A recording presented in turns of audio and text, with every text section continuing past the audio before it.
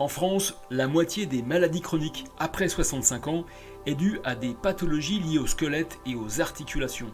L'arthrose est même la seconde cause de handicap chez les femmes. Or, les rhumatologues et les médecins généralistes sont de moins en moins nombreux. Pour les patients, près de 6 millions de malades potentiels, rien qu'en Île-de-France, l'accès aux soins est par conséquent de plus en plus chronophage, fragmenté et coûteux. Qui aime attendre dans une salle d'attente ? Personne. Qui aime prendre des rendez-vous ? Personne. Voir plein de médecins où on a l'impression qu'ils ne se parlent pas entre eux, ça aussi c'est terrible. On se dit on en a vu un, mais alors et l'autre, qu'est-ce qu'il a vu, qu'est-ce qu'il a entendu, est-ce qu'il le sait ? On est des gens où nous avons mal dans notre corps. Donc la moindre action, même si ça paraît pas, c'est invisible, en fait ça nous fatigue.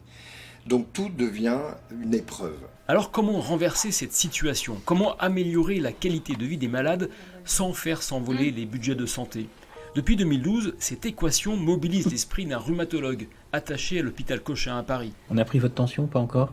Le docteur Christophe Udry a imaginé un centre de soins hybride entre hôpital de jour et cabinet de spécialistes, un établissement où les patients enchaînent en un lieu unique les analyses, les radios, les consultations avec un généraliste et même avec un ergothérapeute, tout ça en quelques heures, là où ce parcours de soins prendrait plusieurs semaines. Dans la prise en charge d'une polyarthrite, tout retard à la mise en route d'un traitement de fond de 3 mois s'accompagne de plus d'érosion et d'un moment pronostic. Donc être capable de donner un accès rapide aux patients et d'initier rapidement, avec une décision médicale rapide, la mise en route d'un traitement de fond, c'est un vrai enjeu pour améliorer le pronostic des malades.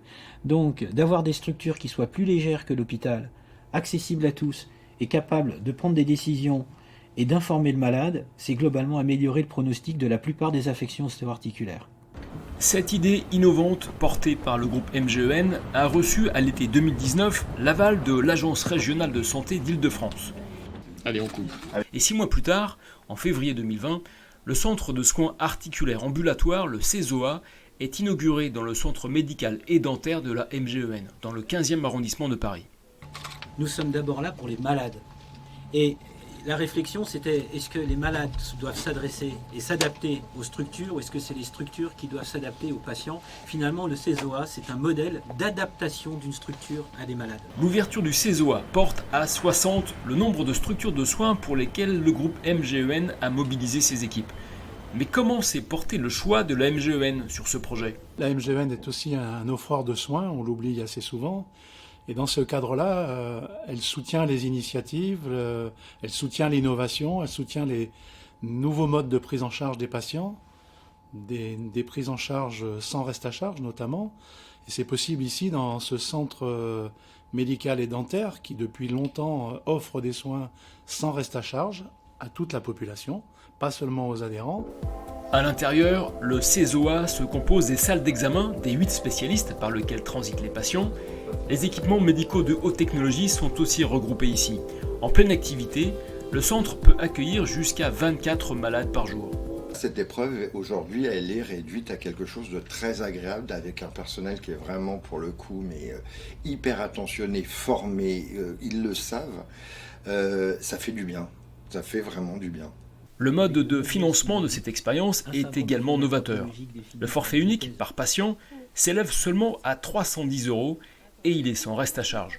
Si l'Agence régionale de santé d'Île-de-France a autorisé cette expérimentation, c'est aussi parce que le groupe MGEN a porté ce projet. La MGEN, c'est une mutuelle qui, comme le disait son président, a développé depuis toujours une politique innovante en son sein. Et donc, en fond, c'est assez naturel, c'est dans son ADN de porter des projets d'innovation. C'est pour ça que pour nous, c'est un partenaire qui, quand on parle d'innovation, s'impose. Et c'est pour ça que nous sommes très fiers aujourd'hui de pouvoir accompagner ce projet qui est porté effectivement par la MGEN, adossé à son centre de santé. Le CESOA n'est encore qu'un prototype, mais si au bout de 3 années son fonctionnement est considéré comme bénéfique à long terme pour les patients et vertueux pour les finances publiques, alors d'autres CESOA ouvriront sur le territoire français.